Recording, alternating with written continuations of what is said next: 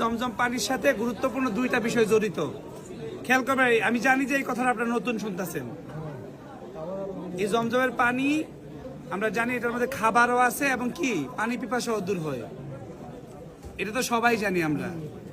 এই জমজমের পানির একটা দোয়া রাসূল শিখাইছেন, হে আল্লাহ আপনি উপকারী জ্ঞান দেন, প্রশস্ত রিজিক দেন এবং আপনি আমাদের সমস্ত রোগ ভালো করে দেন। এই দোয়াটাও আমরা জানি। তো এখানে একটা কথা আছে আমার, যখন বলবো যে আল্লাহ আপনি আমার রোগ ভালো করে দেন, সমস্ত রোগ, ওই ক্ষেত্রে নিয়ত করবো যে আল্লাহ আমার কলবের রোগ, ভিতরে যে দুষ্টমি করে গুনাহ করে যে রোগ করছি এটাও ভালো করে দেন, আমার শরীরের রোগও ভালো করে দেন। ঠিক আছে?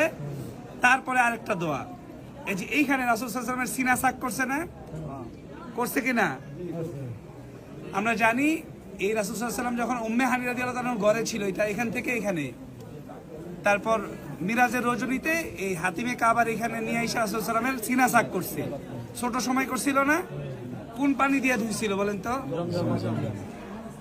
হাদিস শরীফের মধ্যে আসছে সিনা সাকের পরে রাসূলের কলব আবার জায়গা মতো স্থাপন করছে, দুইটা জিনিস দান করছে, একটা হচ্ছে ঈমান আর একটা হচ্ছে হিকমা।